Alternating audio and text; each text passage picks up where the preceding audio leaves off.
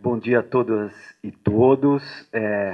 Inicialmente eu quero fazer as palavras do professor Hélio, as minhas palavras, pela minha alegria em poder fazer parte dessa reunião de pensamentos, agradecer o acolhimento da casa, professora Valéria, enfim, e uma voz dissonante entre toda essa reflexão filosófica, que pelo menos eu pude acompanhar hoje e ontem, não é? Que é a palavra do historiador. E a palavra do historiador das práticas médicas e das práticas de saúde. Ou seja, hoje aqui eu vou fazer uma ligação entre a pesquisa da história, não é? E o ensino da história no campo médico, particularmente, passando pelo cuidado em saúde, né? Mas a minha tentativa é de fazer esses cruzamentos. E fazer esses cruzamentos muito na direção do que o professor Hélio falou. Eu acho que vai acontecer aqui um casamento interessante, porque trazer o médico da vocação para a história, tirar a medicina do seu lugar, digamos, fora do mundo social e trazer a medicina para o mundo social, não é? Através de uma instituição formadora, não é? A maior faculdade de medicina do nosso país, do qual eu coordeno um museu e sou docente, não é?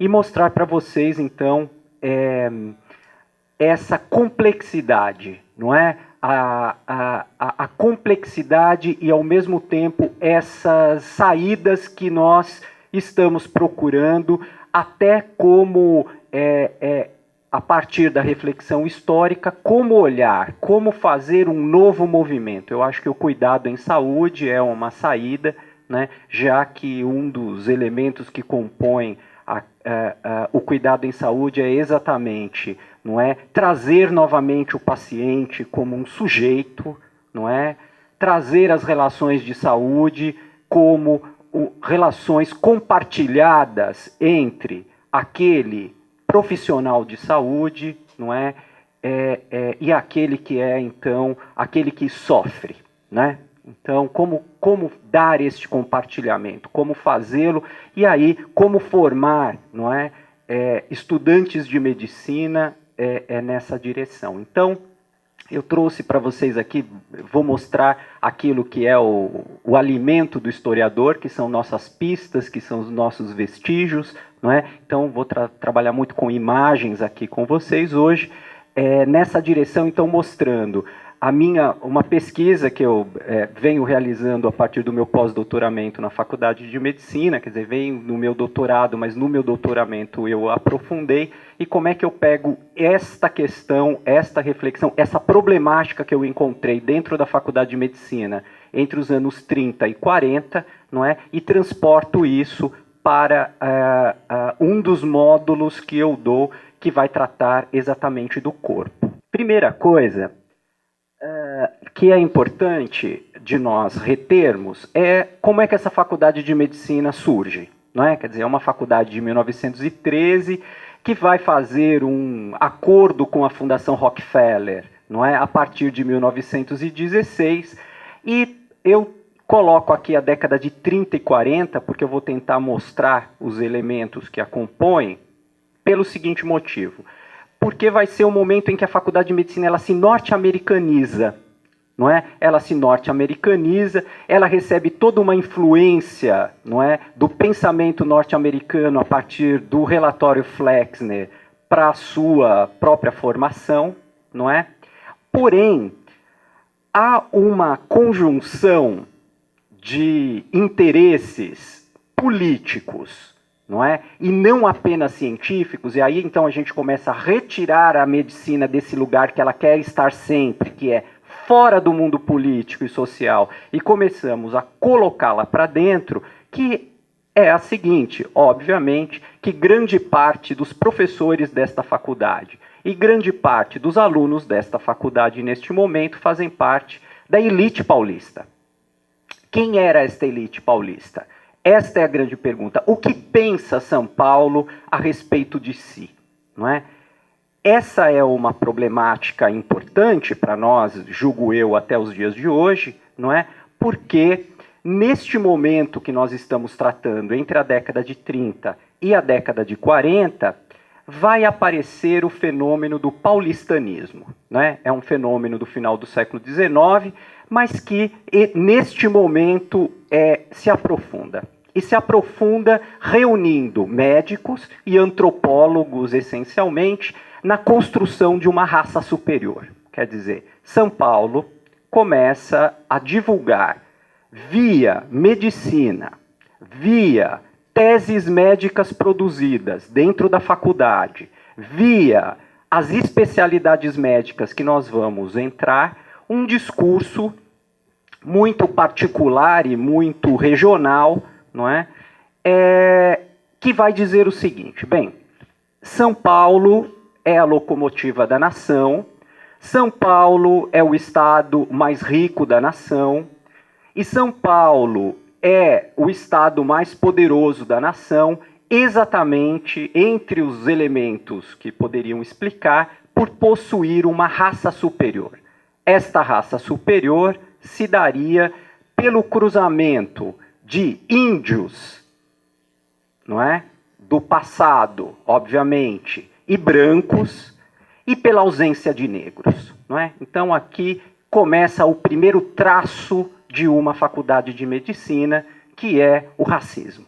Bem, esse é um ponto fundamental para a faculdade de medicina até os dias de hoje, né? Já que há uma certa naturalização da ausência de negros como estudantes e professores, e uma naturalização, não é, de que negros e mulatos lá existentes sejam sempre os serventes que limpam os banheiros. Bem, essa questão que invade o discurso médico, não é?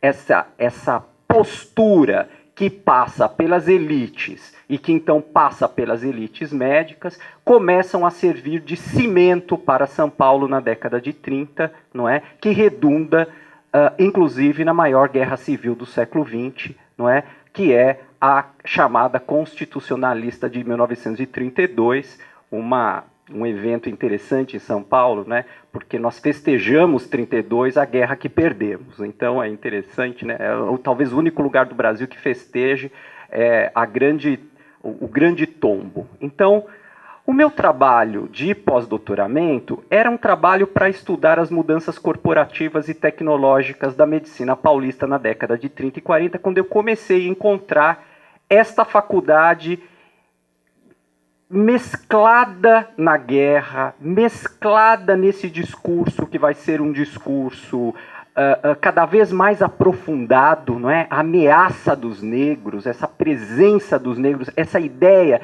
de que São Paulo é superior porque os negros teriam chegado em São Paulo somente no século XIX, não é? Então, esse ideário racista, ele ganha um enlevo bastante importante, e isso é para o Brasil todo. O Rio de Janeiro vai produzir também muito discurso eugênico, não é? Mas num dado interessante. A ideia de que seria capaz, né, a ciência e a medicina, particularmente, seriam capazes de dar frutos raciais, não é? Mais superiores para o Brasil, não é? No momento em que nós estamos falando da década de 30, então esse momento getulista, não é? O momento do nazismo, do fascismo, não é? Um certo nazismo e fascismo também norte-americano, devemos dizer, se nós olharmos a eugenia, começa a invadir as hostes médicas, não é? E aqui é que o meu trabalho, ele traz o trabalho do historiador com uma nova pista. Por quê? Nós temos o trabalho da professora Nancy Stepan aqui no Rio, né, que é um trabalho A Hora da Eugenia, que é um trabalho para nós, digamos, basilar. Mas a professora Nancy Stepan, ela defende uma tese de que a eugenia no Brasil teria sido a chamada eugenia positiva, como vocês estão acompanhando aqui. Então, uma eugenia, digamos, um pouco mais suave, não é? O que significaria uma eugenia um pouco mais suave? A eugenia positiva, ou também lamarquista, ou ambiental, né, acredita que seria possível, não é, através de ações externas, recuperar, não é, o brasileiro avariado, o brasileiro degenerado, não é? Então, a boa alimentação, a boa postura, não é? Ações educativas, não é? Então as escolas começam a colocar nos seus livros didáticos e a formar seus professores nesta direção, seria capaz de dar conta. Então, quando eu cheguei para fazer o meu pós-doutoramento, eu cheguei muito com essa... Eu já tinha publicado um livro sobre eugenia, quer dizer, já mostrava que tinha alguma coisa em São Paulo estranha, porque essa coisa de vamos falar do Brasil, bem, quem é o Brasil? O Brasil é Rio de Janeiro, né? Precisamos tomar um pouco de cuidado com isso.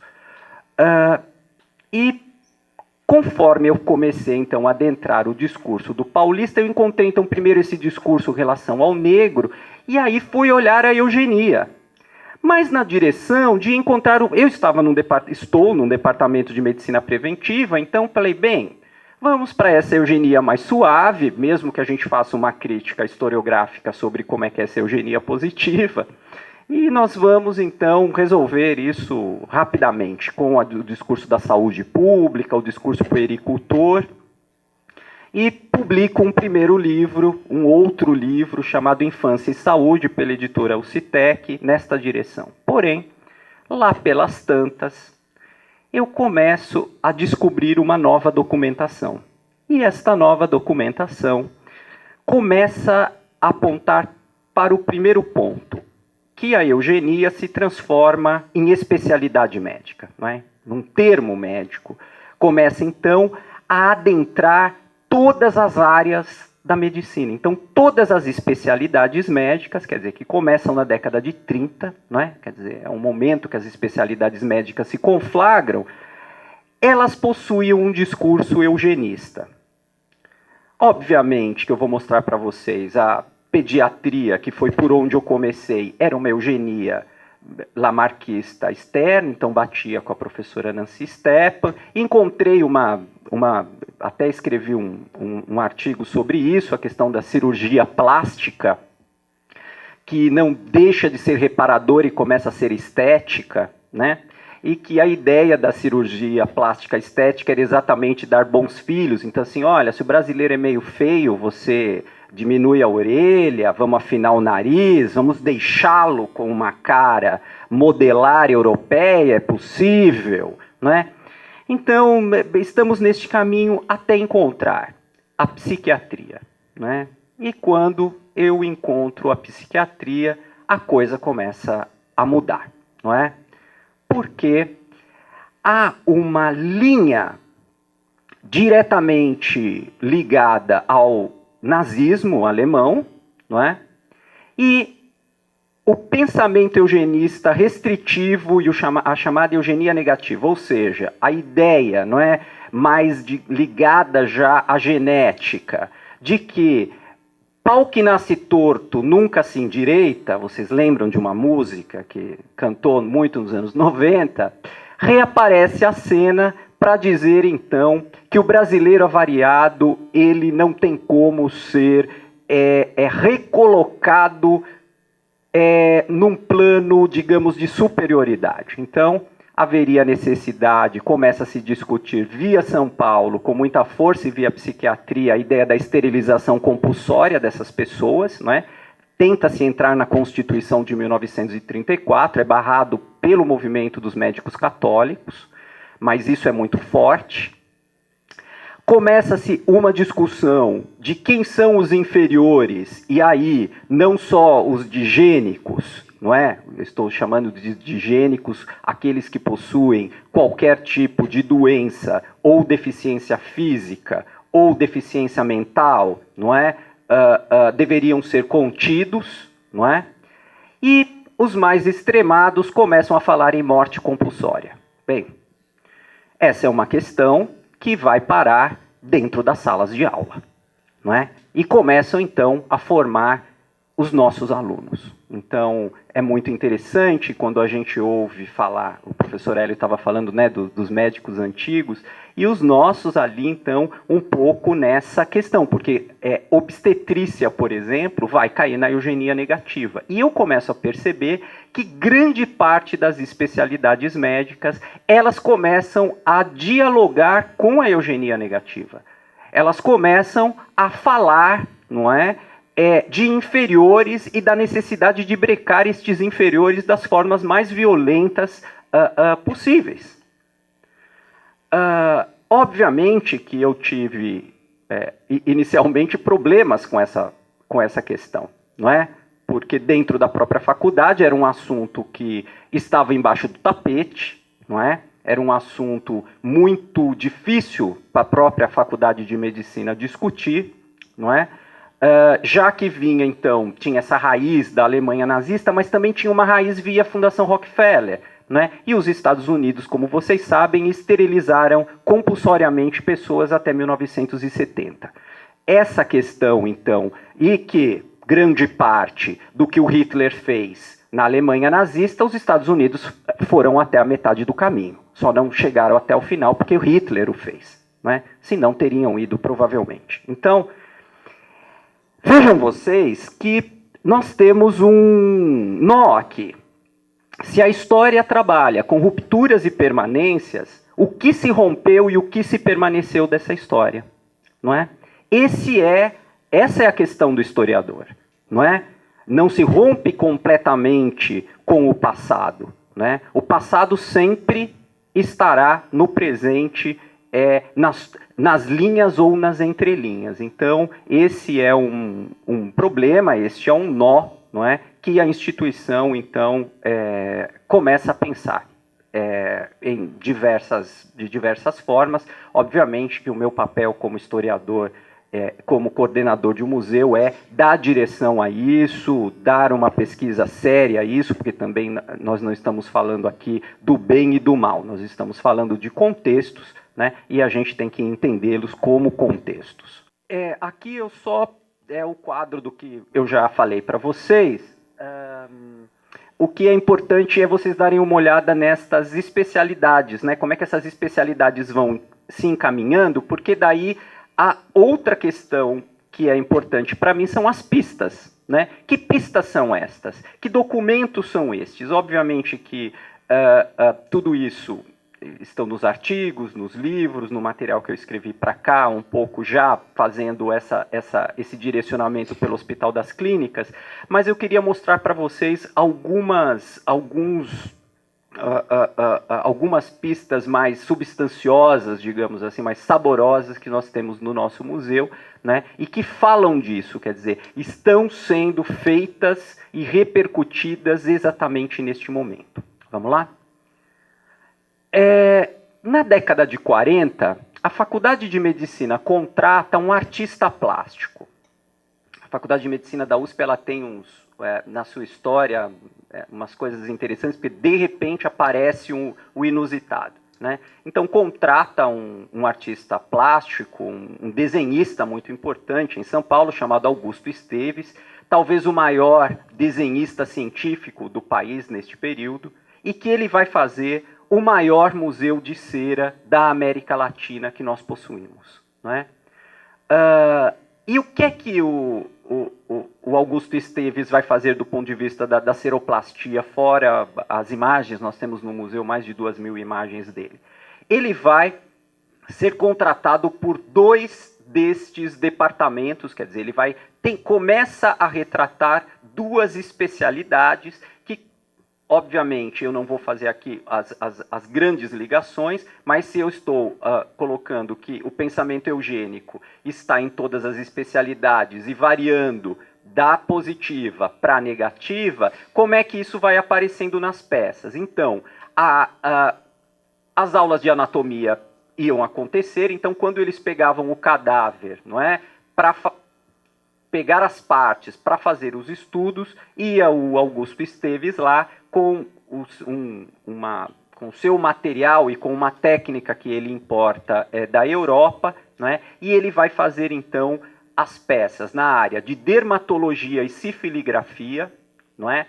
Então começam a aparecer os tipos de doença, começam a aparecer os tipos de rostos, os tipos de pernas, não é? Então essa ideia das partes, não é? Quer dizer, vamos estudar as partes e nestas partes encontrar a doença. E nestas partes identificar o que é inferior. E nestas partes identificar aquilo que deve ser mudado, que deve ser interferido, não é? Então, uma área toda de dermatologia e sifiligrafia, nós temos 264 peças no museu, né? Essas peças, consegui agora um trabalho com a faculdade, nós vamos fazer um trabalho de restauro, mas tem uma parte exposta no nosso museu que eu convido que vocês participem, e que é muito interessante, porque rostos de crianças, rostos de mulheres, não é? E aí é interessante aquilo que vai para a área mais dermatológica e aquilo que vai para a área sifiligráfica, não é? Então, quando a gente pensa que para a eugenia, não é, a questão daquele que tinha sífilis era cair, não é, no mal, não é? Este deveria ser contido, por exemplo, né? Aquele que tinha sífilis e que ainda nós não tínhamos os remédios suficientes para curá-lo. Então é interessante como é que essas peças elas vão sendo representadas. Medicina legal. Bem, eu trouxe aqui só algumas peças para vocês porque é o cirquinho de horrores, né? Mas é muito interessante as peças do campo da medicina legal.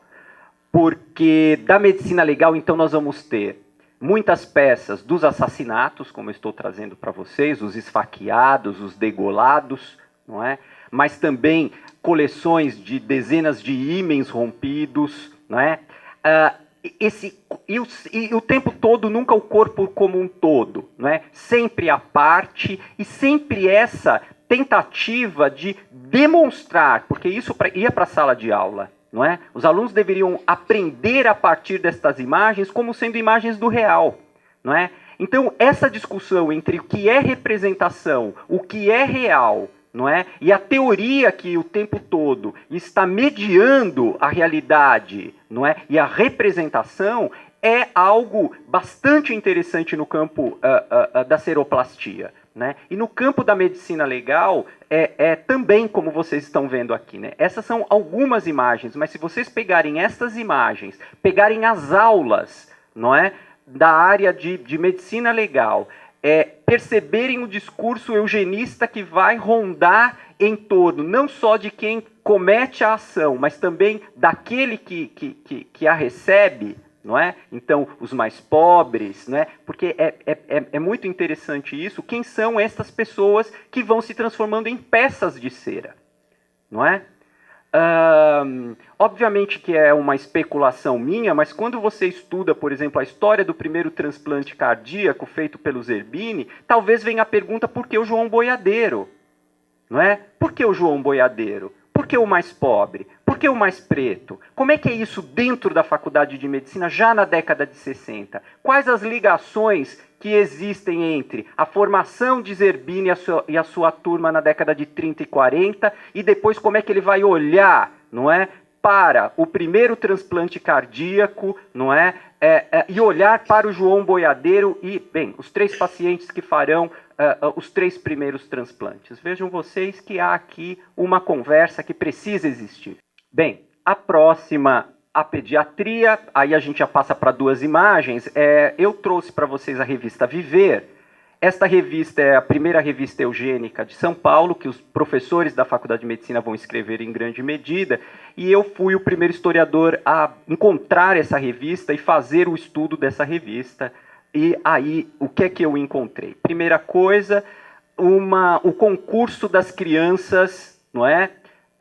Eugênicas. Então, é a primeira imagem, não é? Então, sempre muito loiras, sempre muito saudáveis, ou a imagem do que é saudável, não é?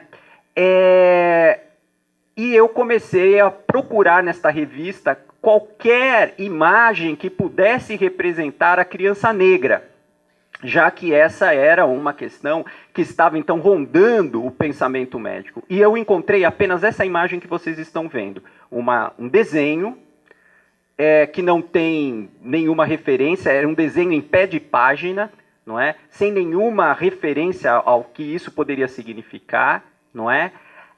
Essa imagem da criança negra, não é? Numa situação de pega-ladrão, não é?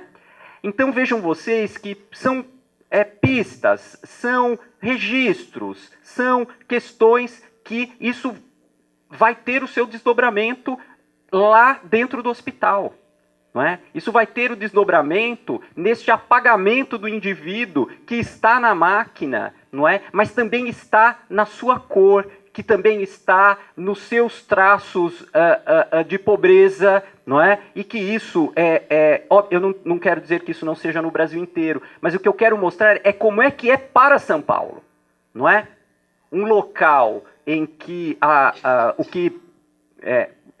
São Paulo tem uma característica, a cidade de São Paulo particularmente, de ser um local interessante, né, de uma classe média que valoriza o âmbito privado e é uma besta-fera no âmbito público. Como que é isso do ponto de vista do cuidado médico e do cuidado em saúde? E por último, a psiquiatria, que é enfim, aí já começa, nós ficamos com um corpus documental maravilhoso, e aí a gente já tem umas 5, 6 teses que foram desdobrando um pouco a partir daquilo que eu estudei, e que vai mostrar a introdução das teorias biológicas, né, dentro do Hospital do Juqueri, então colocar sangue na veia dos pacientes, ensinar logo no primeiro ano como é que se faz lobotomia, não é? Quem é que serão os lobotomizados? Nós vamos publicar pelo museu, nós temos uma coleção, o segundo volume da coleção sobre história da psiquiatria, e que parte desses estudos vão ser agora divulgados e publicados devidamente, né? E que vão então nesta direção, nessa intersecção que eu estou falando para vocês. Bem, essa é a primeira parte, mas nós temos a segunda parte, para eu poder encerrar a minha fala, que é, se essa é a pesquisa, como é que isso vai aparecer, então, digamos, no ensino? Não é? Como é que eu, como um historiador da casa, não é? Um ser institucionalizado dentro da Faculdade de Medicina da USP, vou trazer, digamos, essa discussão como uma discussão formadora, não é? Quer dizer, ao mesmo tempo que nós temos que fazer os médicos quererem ouvir, não é? Eu acho que esse é um dado importante para mim, porque não adianta jogar a pedra e os médicos simplesmente virarem as costas, não é? Mas como fazê-los ouvir? Por onde entrar com a discussão, não é? E aos poucos fazer o meu trabalho, não é? De oxigenar, digamos assim, um certo debate interno à própria casa. E aí entra um dos módulos que eu dou num curso chamado Medicina e Humanidades, que é organizado por um teórico do cuidado em saúde, que é José Ricardo Aires, que eu acho que quem trabalha com saúde aqui deve conhecer muito bem, com quem eu tenho muito prazer e muita honra de trabalhar. E dentro, ele construiu uma disciplina obrigatória para o primeiro ano de medicina. E o módulo ele se compõe entre filosofia, história, antropologia e psicodinâmica, né? Cada um com seu bloco. Durante 1 mês, 2 meses, nós ficamos com os alunos, depois dividimos eles em pequenos grupos, enfim. É um trabalho muito interessante, muito impactante na vida e na formação dos nossos alunos. Nós acreditamos, e o resultado vem nos mostrando muito isso, né? Porque no final do curso eles vão ter pela primeira vez o contato com o paciente.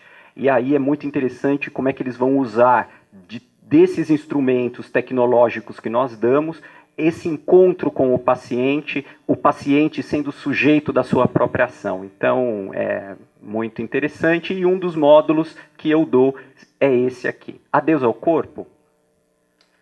O cuidado em saúde num diálogo possível. Eu não, obviamente que eu não vou aqui dar a aula, eu só queria mostrar por onde eu passo, não é? Como é que eu venho tratando essa discussão e onde é que eu, de alguma maneira, quero chegar e como é que os alunos recebem isso, é o que eu gostaria de mostrar para vocês. Então, o importante aqui então, a tese central deste módulo é a existência do homem é corporal e o tratamento social e cultural de que o corpo é objeto, os valores que os distinguem falam das variações históricas de sua definição e os modos de existência, que a doença é um acontecimento histórico construtor da singularidade do homem através da sua corporeidade. Quer dizer, eu defendo uma tese que não é minha, mas enfim, mas para os alunos é bastante importante, porque é bastante desconhecida no campo médico, que é: a doença não é necessariamente limitador do indivíduo. Ela pode ser um acontecimento construtor de uma nova singularidade. O problema é como ela é tratada como limitante, como inferiorizante, como de um apagamento, inclusive, da morte social do indivíduo. Não é? Esse resgate da doença num novo patamar e num novo enquadramento, que é o que nos interessa, é o que me interessa particularmente. E a medicina será parte, então, responsável dessas definições ao identificar e diagnosticar os sofrimentos do corpo e definir a modelação e normatização social, que é um pouco a crítica que o professor Hélio fez, a questão da máquina, e que eu passo também no final, por isso que eu disse que era um casamento por esse ponto. E aí eu vou tratar basicamente desses três elementos, não é? Quando nasce o corpo como indivíduo, depois como o indivíduo se transforma no corpo-máquina e como o corpo se transforma apenas numa informação, não é? Então, para isso, eu inicio inicialmente com a questão da Idade Média, quando surge a medicina, digamos, nas universidades, a questão do físico, a questão do cirurgião, ainda toda a questão das teorias hipocráticas, não é? E esse corpo, que é um corpo, digamos, proibido, não é? É o corpo pecaminoso, é um corpo, digamos, que o importante não é o corpo, mas é a alma. Então, inicialmente, eu trato deste assunto. Depois, eu entro no Renascimento, e aqui o nascimento do corpo do indivíduo com o nascimento da anatomia, principalmente com Vesalius, não é? E aí toda aquela descrição que o corpo começa a receber a partir das suas partes, não é? O que é o seu coração, o que é o seu fígado, essa necessidade do homem reconhecer a individualidade do corpo a partir das suas partes, né? Então, o aluno um pouco perceber, não é, que em cada momento histórico esse corpo ele vai recebendo determinadas representações e determinadas definições, tanto para mostrar como era no passado, mas para mostrar a eles que o presente ele não é algo estático e cristalizado, que então se existem determinadas visões, essas visões podem ser transformadas, essas visões podem ser modificadas, não é? Numa determinada direção. Passo pela modernidade, mostrando um pouco este corpo que vai sendo desvelado a partir das suas partes, mas também a partir das suas diferenças, não é? Então, é um pouco essa questão da descoberta das Américas, não é? Então, é interessante que, de repente, ele volta a ouvir falar de descoberta das Américas, ele começa a olhar as representações das doenças que começam a aparecer na modernidade, que até então elas estavam um pouco desaparecidas no primeiro discurso, não é, com Bruegel. Então trabalha um pouco como é que o Bruegel vai trazendo essa questão da loucura, não é, dos cegos, daqueles que não andam, daqueles que não têm mãos, como é que isso vai sendo representado num determinado momento histórico, não é? Em seguida, eu entro na questão do capitalismo, e aqui, então, Foucault, obviamente, nessa virada do século XVIII para o século XIX, não é? Em que o corpo vai se transformando numa máquina a ser reparada pela medicina, não é? A ideia do normal e do patológico que o Canguilhem ele começa a descrever, não é? Então, aqui a gente começa a trabalhar nesse sentido do corpo que começa a ser modelado para um determinado sistema de trabalho, não é? E aí é interessante porque conforme você vai se aproximando historicamente, os alunos começam a perceber que tem alguma coisa a ver com o mundo deles hoje, não é? Então, hoje, para o mundo do trabalho, qual é o corpo modelar? Não é? Como ele deve ser reparado? Como ele deve ser curado? Quais são os sofrimentos? Não é? Qual é a ação do médico? A ação do médico é para diminuir sofrimentos ou para reparar aquele corpo para que ele continue a ser produtivo? Não é?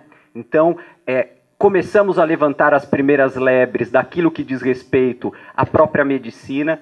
A questão que é trabalhada por Foucault, muito importante, de que a medicina moderna, não é? Ela nasce no século XVIII, então um pouco é sim uma ligação com Hipócrates, mas esta medicina da qual nós estamos falando é a medicina da modernidade, é a medicina do capitalismo, não é? E é por isso que Hipócrates, um pouco mais à frente, principalmente com a microbiologia no século XIX, vai se transformando no pai da medicina, principalmente através dos trabalhos de Littré, já que o pensamento dos humores começam a ser relegados, não é, como algo que não deve mais fazer parte do pensamento e do construto médico, mesmo com os movimentos do neo-hipocratismo, do vitalismo, há toda uma limitação dessa medicina que quer ser científica.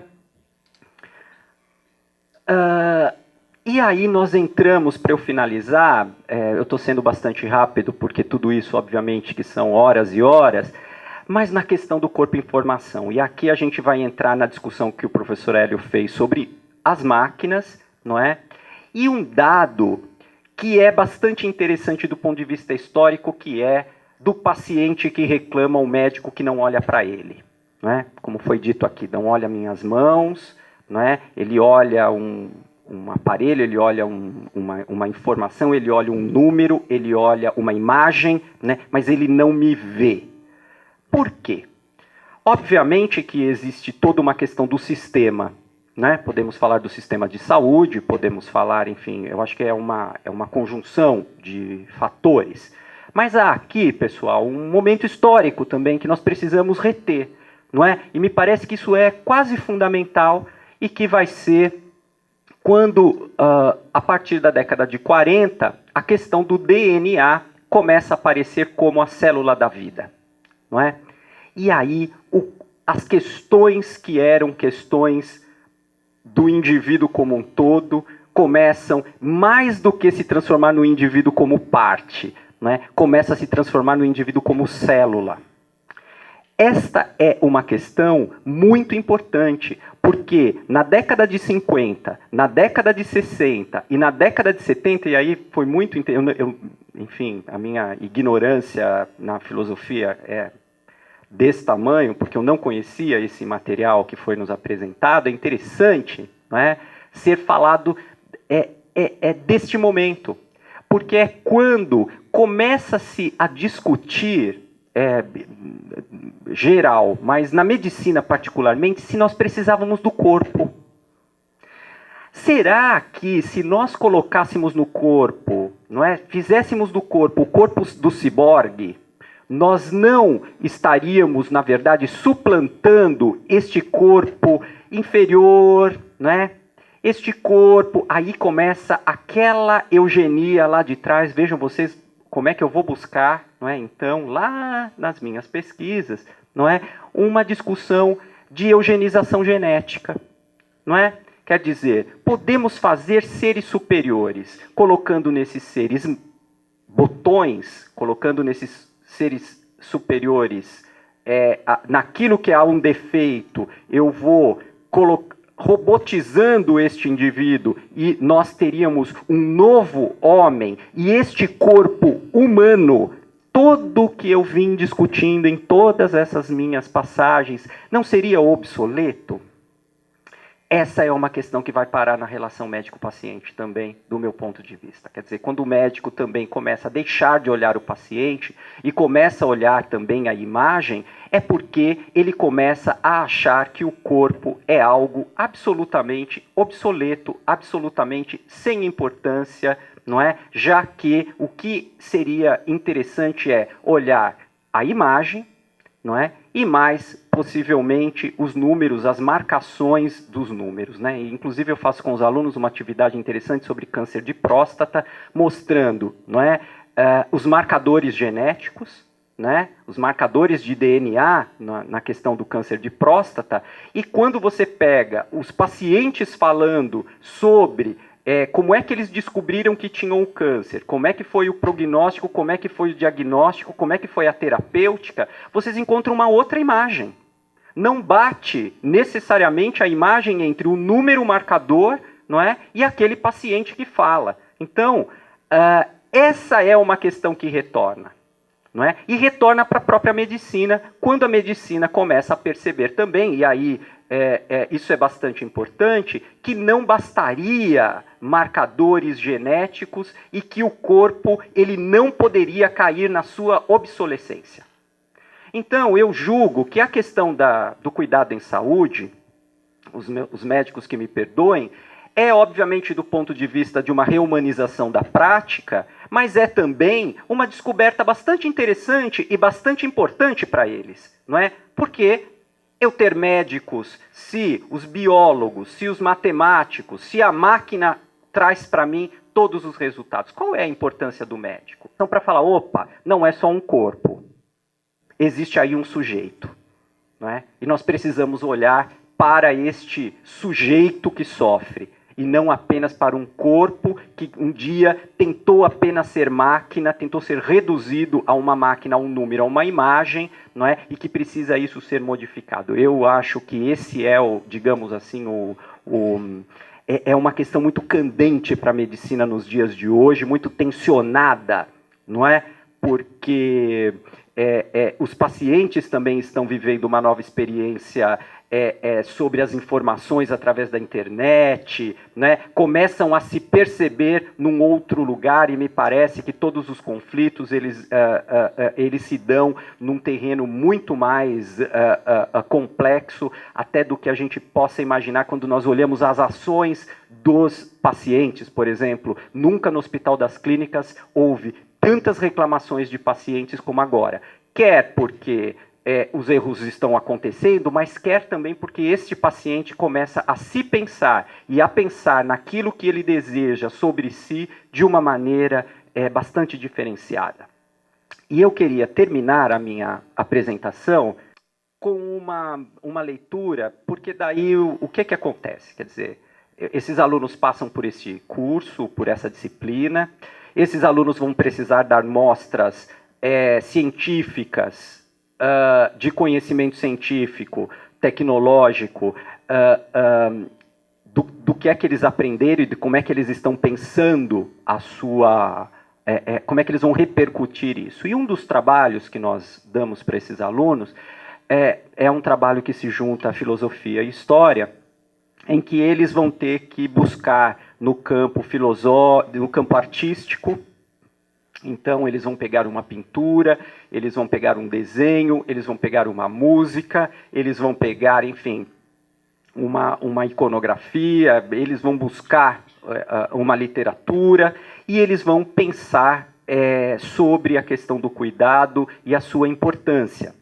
E nós, com os professores, nós escolhemos, porque eles são muitos, não é? Nós escolhemos 2, porque nós dividimos eles em grupos de 30, e depois, para cada grupo de 30, nós tiramos 2 trabalhos e nós fazemos uma exposição na faculdade com o resultado do que esses alunos pensam e do que é que eles estão falando. E aí eu trouxe para vocês, para encerrar, uma apresentação que eu achei muito importante, porque se trata de um aluno de 17 anos, né? Quer dizer, um adolescente no campo médico, e que depois dele passar por todas essas disciplinas, essas reflexões e esses posicionamentos, como eu estou tentando aqui dizer, muito tensionados, não é? Obviamente que nada disso acontece de uma maneira harmônica, mas de uma maneira muito tensionada, como é que esse aluno ele reflete sobre a sua própria profissão, sobre a sua própria formação e sobre a importância do cuidado em saúde. Então eu gostaria de ler,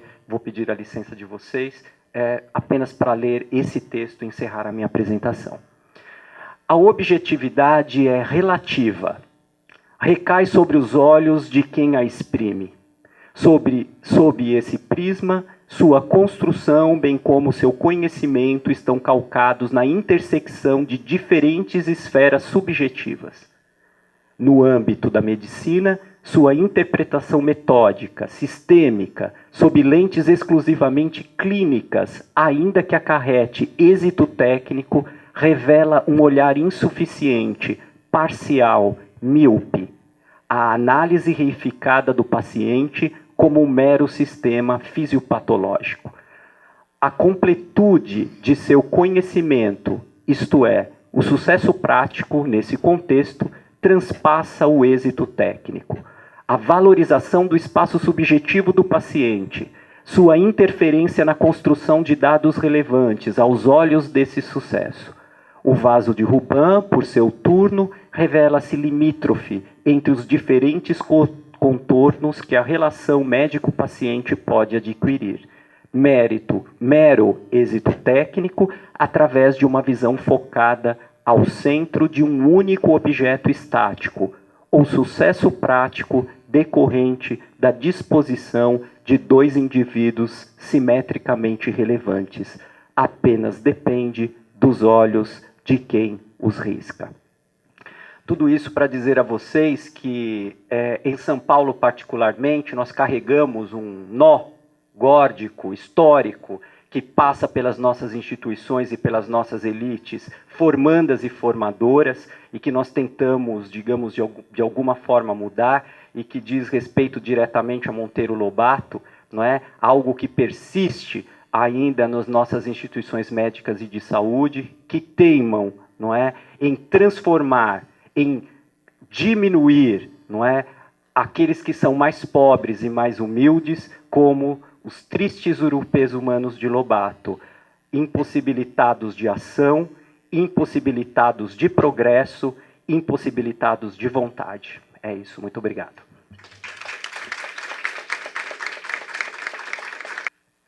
Bom dia. Eu tenho uma questão para o professor Hélio. E não falo bem português, so, je vais la poser en français et tu vas traduire.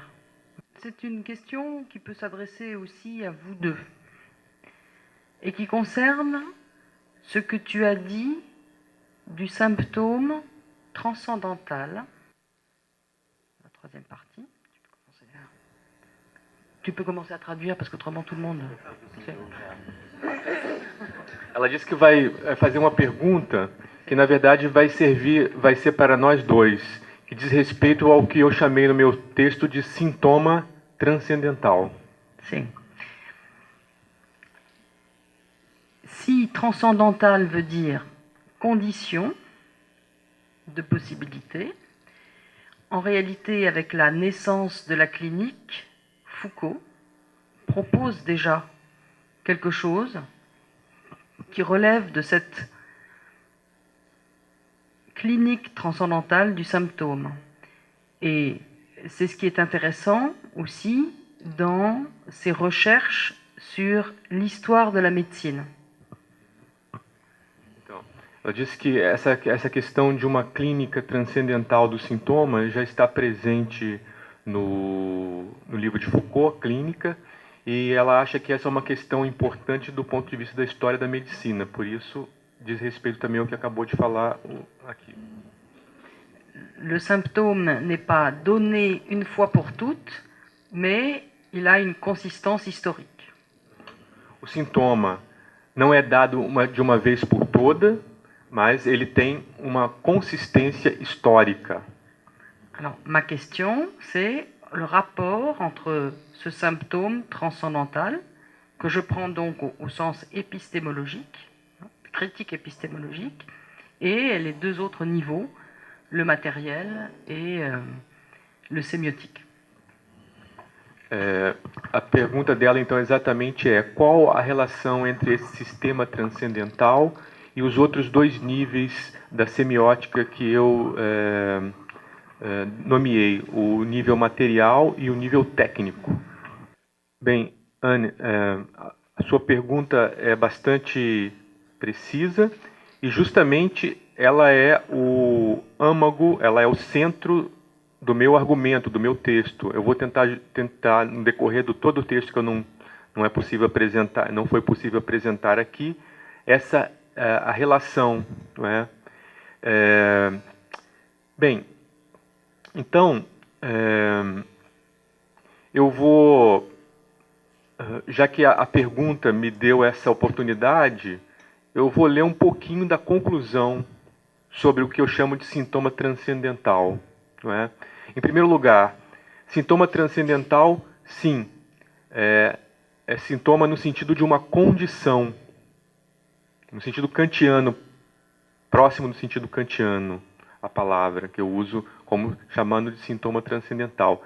Mas, como esse sintoma transcendental pertence a regimes semióticos diferentes, a ideia de transcendental varia. L'idée de transcendental se varie. Então, o problema da variação da ideia de sintoma transcendental. Como eu disse, quando a questão do transcendental está embutida no problema do sintoma, qual é a questão que fica central? A relação entre vida e a morte. A relação entre a doença e a saúde.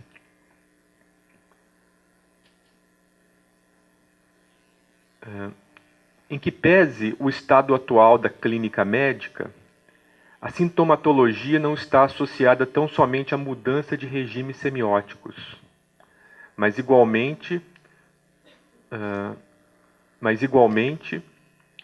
aos conceitos de morte e de vida.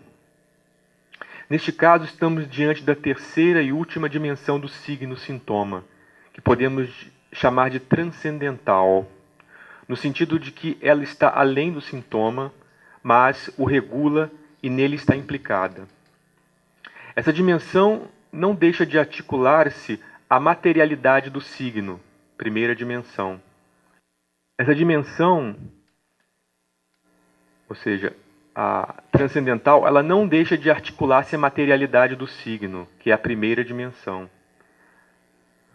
E está articulada a materialidade do signo através da segunda dimensão, que é a dimensão de recepção dos sintomas. Pois, por exemplo, quando a frequência dos sintomas na clínica se associam à localização anatômica, configurando a anatomia clínica no tempo de Bichat, mostra Foucault. Aí eu cito Foucault. A possibilidade de abrir imediatamente os corpos, diminuindo o mais possível o tempo de latência entre o falecimento e a autópsia, permitiu fazer coincidir ou quase o último momento do tempo patológico e o primeiro do tempo cadavérico. O instante do falecimento pode desempenhar o papel de um sinal sem espessura, que reencontra o tempo nosográfico, como o escalpelo, o espaço orgânico. A morte é apenas a linha vertical e absolutamente fina que separa, mas permite aprimorar a série dos sintomas, permite aproximar a série dos sintomas e a das lesões. Então, o Foucault está nos dizendo que, para a medicina clínica da época do Bichat, final do século XVIII, início do século XIX, devido a todas as implicações técnicas que essa medicina, essa patologia anatômica tem, ela constitui também um conceito de morte próprio àquele período, né? E esse conceito de morte tende a aproximar o máximo possível a diferença entre sintoma, enquanto existe vida, e a lesão que mata. Então, esse é um tipo de transcendental que nós podemos chamar, né, bichatiano, palavra estranha, mas o sintoma segundo Bichat. Então, a partir desse momento, a morte, né, de acordo com o texto de Foucault, adquire o caráter de limite entre os sintomas de uma doença e as lesões que acarretam o falecimento. Essa posição intermediária, justamente, confere à morte um papel transcendental com relação à semiótica dos sintomas, pois, então, torna-se importante que o profissional saiba a diferença quase imperceptível e a translação instantânea que separa as manifestações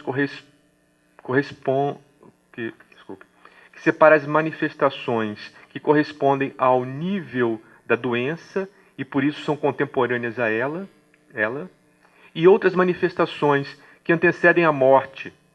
A morte como signo transcendental, então, finalmente, determina o que é ainda sintoma e o que está no limite do campo sintomático da doença, circunscrevendo-o. É desse modo, separando o sintoma da morte propriamente dita, que esta passa a ter uma imagem ou um conceito de tipo transcendental, a partir do qual se pode imaginar a morte na sua relação com a vida, sem abstração do campo sintomático. O Foucault, ele, através de tratados médicos da época que dão conta dessa questão da separação entre a morte e o sintoma, ele analisa casos muito interessantes nesse livro, porque ele vai mostrar que, na verdade, o modo como o sintoma é concebido pelo médico daquela época implica que a todo momento que ele faz um diagnóstico, ele projete, como num filme, na cabeça dele, uma imagem da morte. Da morte na sua relação com o sintoma. Porque ele precisa ter esse signo transcendental, porque esse signo transcendental, ele temporaliza a doença. Então, essa é uma das funções do que nós chamamos de transcendental. Temporalizar o campo empírico que esse transcendental regra. Essa é uma noção próxima, a maioria talvez não seja de filosofia, mas é uma adaptação da ideia de transcendental que é característica de Kant, Immanuel Kant, filósofo alemão do século XVIII. Então, daí eu digo que há dois conceitos importantes quando se trata de uma semiótica ligada à questão transcendental do sintoma. É o conceito de limite entre a vida e a morte, e de temporalização, a relação entre a doença e a morte também. Então, e são, do ponto de vista semiótico, digamos assim, de uma semiótica do signo da morte, do signo transcendental, não é? São as variações do que se entende por limite entre vida e morte e do que se entende por temporalização da doença que leva à morte. São esses dados, limite e temporalização, que mudam ao longo nos regimes semióticos ao longo do tempo, ao longo da história. Então, aí, depois eu fiz todo um estudo sobre o que é limite, como funciona essa variação do que é limite e do que é a temporalização da doença. Então é isso. Simplesmente a pergunta da Anne vai ao coração, ao cœur de mon texte, mise au point. Então, vai direto no texto, e é exatamente isso que... aí eu vou colocar as perguntas para o problema contemporâneo. Quer dizer, se o regime, se a materialidade do signo, a questão das técnicas de diagnóstico, e a questão do transcendental, se eles estão envolvidas entre si, se há uma modificação técnica, necessariamente existe uma modificação da materialidade, quer dizer, da localização do sintoma como fenômeno corporal. E que, por sua vez, também afeta o que nós podemos pensar hoje em dia do ponto de vista clínico, médico, saúde, o que é a morte e o limite dela com a vida. E como temporalizar essa relação. Né? E é claro, hoje em dia a discussão que nós temos, pelo menos que eu acompanho, é menos técnica, é mais aquela relação ao direito. Ao direito que você tem da morte, ao direito que você tem de escolher como vai morrer. Hoje em dia, por exemplo, aqui no Brasil, recentemente no Brasil, acho que o pessoal da área de saúde já sabe isso melhor do que eu, manter o paciente vivo contra a vontade dele, legalmente equiparado à tortura. Né? Então, mas é claro que esse problema legal faz parte, é a parte emersa, né, digamos assim, do iceberg semiótico. Eu acho, eu creio. Tá? Então, obrigado, e obrigado, Anne, pela excelente pergunta.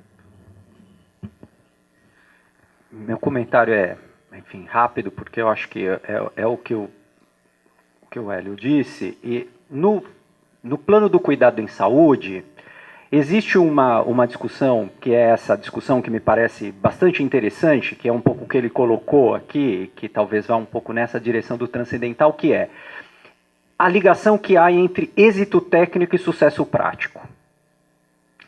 Não necessariamente o êxito técnico vai redundar no sucesso prático, porque o que está ali sendo considerado, como processo de adoecimento, é mais complexo. Ou seja, não adianta eu identificar na minha paciente, se eu sou um médico ou se eu sou um profissional de saúde, diabetes, e só.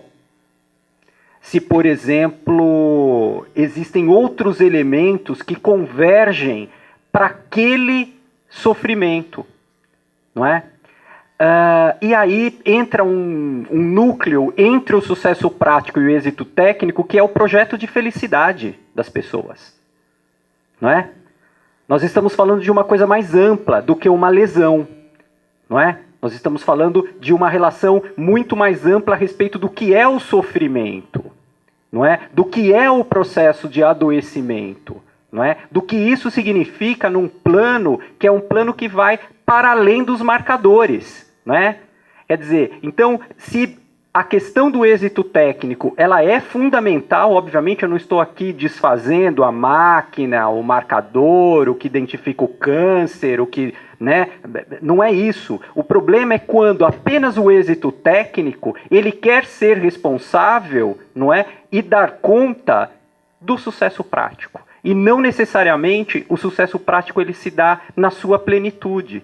Né? Então tem um dos textos do José Ricardo, é interessante, que ele conta uma história que ele viveu com a tal da Dona Violeta, e os alunos ficam com essa Dona Violeta um semestre.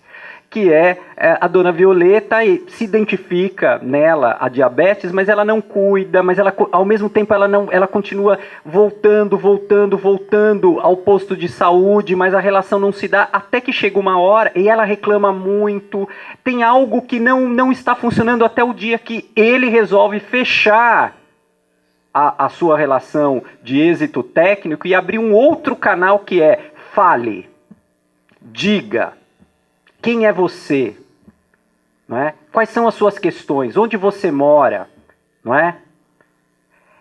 Neste momento, começa a se construir uma outra relação dela com a própria questão do êxito técnico, né? Porque ela começa a ter, nesta relação de saúde com os funcionários de saúde, uma outra relação, e aí começa a se estabelecer, porque essa questão do projeto de felicidade dela é o que está intermediando, inclusive, a impossibilidade desta relação. Me parece que tem uma questão que eu acho que a gente precisa ficar bastante atento entre a responsabilidade social e a responsabilidade individual daqueles que trabalham com saúde, me parece, né? Porque uma coisa é o sistema é difícil, coloca 5.000 pessoas na fila, uma coisa é o sistema, mas qual é a sua responsabilidade individual? Ela não existe? Onde é que ela está? A questão do cuidado em saúde recoloca isso, não é? E aí me parece que essa questão que transcende dos tempos, do pensar, do agir, não é? No cuidado em saúde, isso vira uma pedra de toque. Obviamente que nós não estamos aqui falando de um mundo róseo de Alice no País das Maravilhas, mas nós estamos falando de novas possibilidades de nós pensarmos o que significa o processo de adoecimento das pessoas. Quer o mais crônico e o mais agressivo como um câncer, quer o mais crônico e menos agressivo que seja uma gripe. Como é que essas relações elas estão sendo estabelecidas entre o técnico, o prático e o projeto de felicidade das pessoas? É isso. Sou a professora Lilian, aqui do Instituto de Saúde da Comunidade, da UF. Eu queria parabenizar os dois professores pelas excelentes apresentações, muito instigantes, e fazer uma pergunta ao André, fazer um comentário, uma pergunta, uma curiosidade em relação ao teu trabalho. Já que você, de certa forma, ao meu entender, você fez uma correlação entre a ideia eugenista, na verdade, existe uma política eugenista no Brasil, né, no início do século XX, que reflete, como você vem pesquisando, no pensamento médico e da saúde em geral. Você fez uma correlação desse pensamento com algo atual, né? E você relatou um pouquinho, um pedacinho do que os alunos respondem a essas ideias. Se você puder falar, se existe isso, qual é, na tua opinião, ou de alguma experiência concreta, a visão dos colegas dos outros departamentos em relação a essa ideia, ou podia-se dizer, essa descoberta, essa correlação que você fez? Se você tem alguma experiência de colegas que estão clinicando, colegas de outros departamentos, não da saúde pública, e qual é a observação deles quando eles escutam vocês falando sobre esse ponto de vista? Eu estava morrendo de medo que alguém fizesse essa pergunta para mim. Obrigado, professora Lívia. Adorei, acho que a sua pergunta é uma pergunta que digamos, é o coração, né, da minha questão. Eu acho assim, nós temos, uma discussão que começa a se abrir, não é? E que, como eu havia falado, que as especialidades médicas elas vão olhando para essa eugenia, né, por janelas diferentes, isso também se reflete hoje, sabe? Então você vê, por exemplo, assim, a área de pediatria, por exemplo, ela é muito colada nessa nova perspectiva, por exemplo, né? Mas quando você cai, por exemplo, na psiquiatria, e eu tenho uma relação direta com o Instituto de Psiquiatria da USP, escrevo coisas com eles, dou aulas, tal, é super difícil, né? Então não há canal, digamos, em algumas linhas, né? Até porque nos anos 90, um professor muito importante da faculdade, que é o Frota Pessoa, lança um artigo na revista da USP que se chama Quem tem medo da eugenia? Defendendo que a faculdade de medicina retomasse a eugenização da sua prática. Né? Então, assim, a questão da indicação para os casamentos, a questão toda genética dessa área fosse nessa direção. Então, é um campo bastante minado, bastante complexo que você vai ter isso, né? Dependendo das áreas, digamos, de uma eugenia que desde o começo ela era mais suave, como a Nancy Stepan indicava, você tem uma leitura hoje mais clara do que isso poderia significar. Em compensação, você tem outras áreas que continuam muito avessas, né? Porque sentem-se de alguma maneira ameaçadas na sua própria tecnologia, não é? E no seu próprio pensar sobre o que isso signifique. Eu estive numa banca de um menino da psiquiatria, e foi muito interessante isso, porque o menino, quando ele vinha na minha sala para pegar documentação, ele era uma coisa. Quando ele foi defender a tese, ele era uma coisa, um monstro do Lago Ness, porque ele estava defendendo novamente a volta dos hospitais, novamente a questão, uma medicalização estranha, né? Então eu fiquei pensando, nossa, como é interessante, né? Como é que os institutos e as instituições e as especialidades elas vão pensando de maneiras diferenciadas. O que eu termino dizendo para você é, assim, eu acredito como historiador nessa questão dos vestígios, das pistas que de alguma maneira a gente vai deixando. Eu espero que os nossos alunos de alguma maneira carreguem consigo, né? Mesmo aqueles que adentrem por esse outro caminho, não é? Algo que seja diferente, né? Algo que possa trazer para ele uma outra possibilidade no gesto, no olhar, na fala. Agora, essa sua pergunta ela é fundamental porque ela mostra que estamos num grande nó, porque a questão da eugenia atualmente ela é uma questão muito atual, né? A questão de se ter pessoas superiores a partir do diferenciamento. Então, por exemplo, os alunos do primeiro ano eles me questionam, eles falam assim, mas por exemplo, uma doença. Mas, por exemplo, se eu consigo identificar que alguém nasceria geneticamente sem uma perna, por que eu não posso, né? Porque, veja, professor, o senhor não é pai. E se o senhor fosse pai daquela pessoa? Por mais que você faça o discurso da diferença, né? Por que não viver numa sociedade diferente? Será que não é este o problema da nossa sociedade? A incapacidade de olhar o diferente e de conviver com a diferença é um tensionamento o tempo todo colocado, né? E que a faculdade de alguma maneira coloca. Agora, nada como viver num Estado democrático e uma faculdade que também se democratizou muito, né, em comparação ao que era a faculdade de medicina há décadas atrás, quando esse tipo de discussão era impossível de ser colocado. Meu nome é Máximo, eu sou professor da Faculdade de Medicina da Universidade Federal Fluminense. Queria parabenizar a mesa pelo brilhantismo, né? E eu queria fazer uma provocação. Recentemente, quer dizer, coisa de uma década mais ou menos, quase 2 décadas, nós modificamos o currículo do curso de Medicina da Faculdade de Medicina desta universidade. Apesar das dificuldades, nós conseguimos fazer algumas modificações e que eu vejo que a Associação Brasileira de Ensino Médico a adotou, assim como a Academia Brasileira de Medicina também fez um congresso no ano 2000 sobre esta modificação. E a pergunta que eu dirijo à mesa é sobre uma semiótica da questão. É para os dois, por favor. Não olhe para o outro só.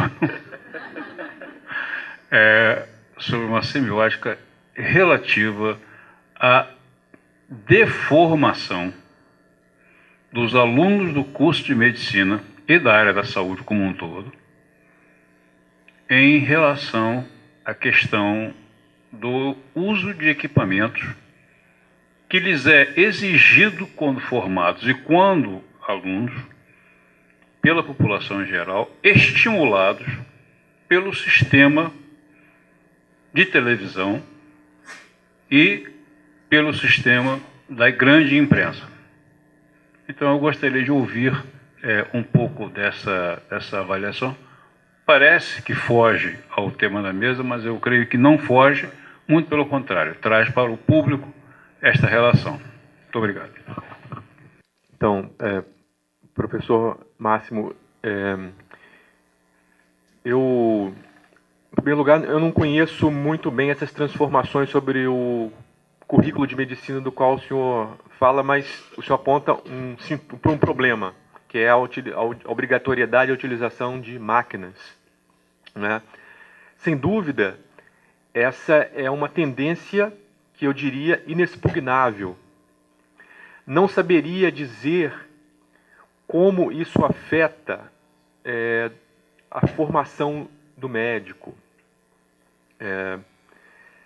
Se é sentido pelos professores mais antigos como uma perda, ou se, por outro lado, vocês veem a questão tecnológica como algo importante, né? Agora, veja, a imagem, a máquina, ela não é um evento apenas do ponto de vista do profissional, mas também do paciente. colega comum, aliás, também da Faculdade de Medicina da USP,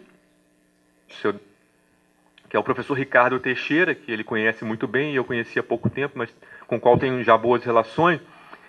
Estamos falando justamente dessa questão. Ele falou: Hélio, olha, eu não consigo fazer essa problematização semiótica que você colocou para mim. Mas uma coisa eu vou te dizer, olha, o grande problema hoje no hospital lá de clínicas, na área de obstetria, na área de saúde da mulher, o grande problema é o seguinte: a mulher tem um mês que ela não tem menstruação, aí ela vai com a família no ambulatório e pede para fazer ultrassom, né? Então, esse é um indício de que nós somos, não só do lado médico, mas também do lado o paciente, ele tem uma expectativa de ver-se, não é? Porque isso também para ele é incontornável, não é? Agora, do ponto de vista da educação, da formação do médico, não é? A questão é a seguinte: voltamos ao Deleuze falando de doença. E quando não tem máquina, ou quando a máquina não funciona, o que faz? Da onde sai o diagnóstico, né? Aí voltamos à questão de se essa semiótica caseira, manual, ela é substituível ou não, né? Eu tenho mais dúvidas do que, provavelmente, respostas. Sem dúvida, acho que são mais dúvidas do que respostas, porque eu acho que são duas coisas. Eu acho que essa questão que o Hélio colocou, ela é fundamental, né? A imagem hoje ela é central, né? Então também o paciente reclama: olha, ele até me viu, ele até me apalpou, mas ele não pediu nenhum exame. Então ele não é um bom médico, porque ele não pediu nenhuma imagem, né? E essa é uma questão. Agora tem uma outra questão que eu acho que é onde o senhor levou a sua pergunta, que é essa questão da deformação, né? Quer dizer, quando a máquina ela se transforma no médico, e não só isso, mas num símbolo de verdade. Eu acho que é aí que nós temos um problema muito importante, né? Porque a máquina ela se transformou e ela é vista como possibilitadora de dizer de fato aquilo que você tem, aquilo que você é, né? E que imagem que é essa? Como é que o indivíduo ele está sendo visto, né? E me parece que essa desumanização da prática que a gente está discutindo passa um pouco por esse viés também, né? De uma máquina que diz aquilo que eu sou, e aquilo que eu sou muitas vezes é um ponto, né? É uma célula, é um pedaço de uma célula, né? E aquilo tudo tem que dizer respeito absolutamente ao meu todo, e aquilo não dá conta, né? E aí realmente há um problema, eu acho que na formação dos nossos alunos nesse sentido. Eles estão pouco habilitados, não é? A olhar, a tocar, a sentir, não apenas porque ao olhar, ao tocar e a sentir ele vai identificar os sintomas, não é? Mas também porque ao olhar, ao tocar e ao sentir, ele está construindo uma outra relação com aquele paciente, não é? O paciente deixa de ser uma coisa. O paciente, e isso os estudos mostram, quando o paciente é tocado, quando o paciente é visto, ele é olhado, não é? Ele se percebe dentro de uma outra relação e do seu próprio processo de restabelecimento do seu sofrimento, né? Então, de fato, eu acho que essa é uma grande questão e faz parte de uma discussão de mercado, né? Como a medicina, ela é uma mola de mercado, né? Eu vejo pela faculdade de medicina que é inacreditável a quantidade de dinheiro que entra e sai daquilo lá, e sempre muito relativo às máquinas, né? E muitas vezes o aluno se perde. Às vezes a gente tem um aluno de 6º ano, um aluno já na residência médica, absolutamente incapaz de ser médico, né? Se nós pensarmos a medicina num plano mais, digamos, humanístico, como a gente está querendo reaver, digamos assim. A minha pergunta ela vai em relação àquilo que o professor André Mota falou sobre o brasileiro avariado, né? Eu tenho essa impressão de que esse entendimento ele atravessa a nossa história de uma forma muito presente, né? De que existe um problema, o Brasil não tem jeito, né? Enfim. Até também você falou do Monteiro Lobato, da história do Jeca Tatu, da redenção do Jeca Tatu, e eu fico pensando nisso também, como é que a saúde entrou ali para fazer meio que uma inflexão nessa conversa de algo que seria mais complicado para mexer, o clima, a miscigenação, para algo mais acessível que seria a saúde. Né? Seria apontar então que o Jeca ele não está assim porque quer, né? Ele está assim porque é a bexiga, a doença. E também como uma porta de entrada do Estado no sertão. Né? Então eu fico pensando, e aí que eu gostaria que você comentasse, essa questão de como é que a gente constrói então as nossas práticas profissionais a partir desse contexto do brasileiro avariado, de uma entrada do Estado no sertão, como é que as coisas vão sendo construídas, inclusive refletindo na formação dos profissionais e no cuidado também. Eu acho que o Brasil andou muito, né, de lá para cá, numa direção que eu acho, de um certo ponto de vista, bastante interessante, que é construir a saúde como um direito, né? Quer dizer, quando a gente tem um sistema de saúde que diz que é para todos, né, me parece que a gente, de fato, dá um salto numa direção muito importante, né, de olhar a saúde como um direito do cidadão, né? Eu acho que agora a nossa discussão é como fazer esse direito ser exercido, né? E pensar o direito não como algo estático, mas um pouco como o Hélio vem, pelo que eu estou entendendo, o que ele está falando, não é? Dentro de um espaço que é um espaço absolutamente móvel, né? De encaminhamentos em que todos estão envolvidos.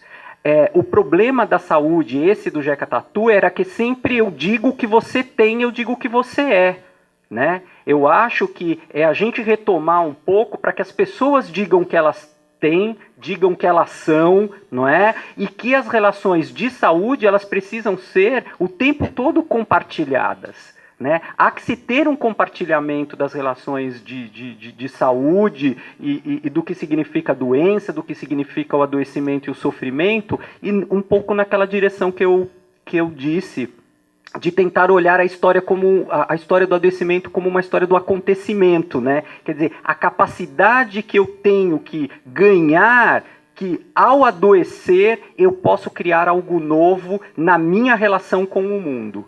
Né? Então, me parece que esse é um movimento, obviamente, digamos, o ideal, né? Não é o real, mas que ao construir uma ideia de saúde para todos e que a saúde, como direito, ela deve ser exercida, não é? E deve ser exigida cada vez mais pela população, me parece que a gente vai numa certa direção de sair desse lugar de uma sociedade avariada, de um Brasil que não dá certo, de um Brasil que não pode. O Brasil pode, o Brasil é rico, o Brasil tem estratégias e tem como fazê-lo. Existe uma questão também de vontade política. Há que se ter, né, todo um movimento social, político, intelectual numa direção para que isso de fato se efetive. Eu penso um pouco assim. Bom, meu nome é Paula, sou psicóloga e sou aluna do mestrado de saúde coletiva daqui. E ouvir a fala de vocês tem sido assim, muito interessante, até para o trabalho que eu estou desenvolvendo, enfim, todas as falas que eu pude estar aqui assistindo.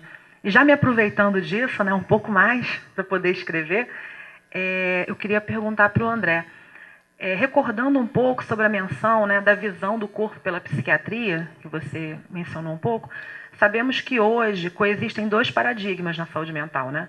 O paradigma asilar e o paradigma psicossocial.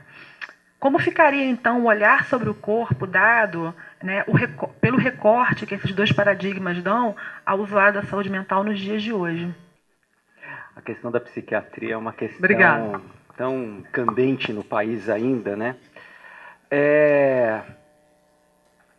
Essa questão asilar, me parece que ela é uma questão que nós precisamos saber ultrapassá-la, né? Me parece que essa questão de voltar aos hospitais, pelo que quando eu escuto, parece que passa mais por um mercado do que necessariamente por uma questão terapêutica, né? Me parece que a gente tem a ideia de hospital-dia, né? Que me parece ser muito interessante na questão do cuidado da saúde mental. Então, me parece que a questão asilar, ela deve, do meu ponto de vista, e para mim será sempre combatida, porque eu não acredito que é internando e prendendo pessoas dentro de um hospital que nós vamos, de fato, tratar dessas pessoas, né? Então, me parece que aí vira um pouco esse corpo... você sabe que eu estudei, essa coisa de estudar muito a história da psiquiatria, eu fui estudar Barbacena, e eu fiquei petrificado, né? Não só porque aqueles corpos eles eram abandonados, né? No meio das fezes, no meio da comida azeda, sem roupa. Não só por causa disso, mas por um dado que eu não sabia, que Barbacena, no final, foi o maior produtor de corpos para serem estudados nas faculdades de medicina na área de anatomia. Eles ganhavam dinheiro, eles lucravam sobre esses corpos em Barbacena, né? Então me parece que a questão asilar, um pouco o corpo vai ganhando esse lugar, né? De um objeto absolutamente desprovido de qualquer ação e de qualquer respeito e de qualquer direito, digamos, de existência. Então eu acho que a questão asilar é algo que a gente precisa saber ultrapassar com toda certeza, com bastante cuidado e seriedade, mas um combate efetivo sobre isso. Já essa retomada que esse movimento hoje, desses hospitais-dia, enfim, dessas terapêuticas que vão sendo feitas atualmente em torno do paciente psiquiátrico, eu acho que ao mesmo tempo é tão interessante, né? Porque quando você se aproxima, é um aprendizado tão importante sobre como nós todos que estamos aqui nessa sala, de alguma maneira, em algum momento da vida, adoecemos mentalmente ou adoeceremos mentalmente, mesmo que não seja de forma crônica, né? Que me parece que é uma retomada importante sobre nós mesmos, sobre os nossos próprios corpos, né? Porque é um tipo de adoecimento que o tempo todo sempre ficou escondido atrás de um muro, né? E que agora começa a se desvelar. Eu vou te dar só um exemplo.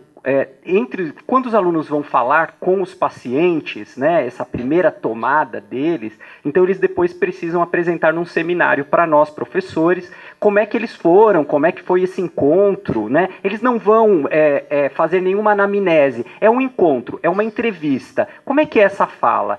E o mais interessante são os alunos que têm contato com os pacientes psiquiátricos, sabe? Alguns alunos até choram, assim, emocionados de como é que foi, de como é que é possível estabelecer uma relação humana, né, de compreensão do outro, né, de compreensão do sofrimento do outro, né, e como aquilo acaba dizendo muitas vezes sobre eles mesmos. Então, por exemplo, ele teve um caso interessante de uma mulher que estava passando pelo IPQ por questões de alcoolismo, né? E aí uma aluna que teve esse contato, ela fala, nossa, mas me lembrou tanto uma tia, né? Quer dizer, tem uma coisa da gente poder se olhar, de também ser aquela ideia que a Maria Clementina chama o livro dela do espelho do mundo, né? É algo que nos espelha. Então, me parece que é isso. Eu acho que a questão do adoecimento é também um espelhamento de nós mesmos. É um espelhamento do social, né? Não é só o êxito técnico. Por isso que essa questão do sucesso prático diz respeito a essa relação que a gente tem como adoecimento como algo que está para todos nós que estamos aqui. Tem uma professora que ela diz que ela é da Moca, lá da Faculdade de Medicina, que ela diz assim, olha, Andrezinho, se não cair um vaso na sua cabeça e ninguém te der um tiro, entendeu? É de doença que a gente vai morrer. né? Então, o fenômeno do adoecimento, ele tem que ser um fenômeno nesse sentido, né? Um acontecimento que ele é um acontecimento social. E me parece que o psiquiátrico, ele precisa ganhar, eu acho que muito mais espaço nesta direção, né? E em relação ao asilar, me parece que é uma das coisas mais absurdas que a gente teria se o Brasil voltasse a querer asilar, que na verdade é aprisionar pacientes psiquiátricos, né? A Nise da Silveira tem toda a razão quando ela diz: o que precisa-se é de afeto e não de prisão. Eu concordo com ela.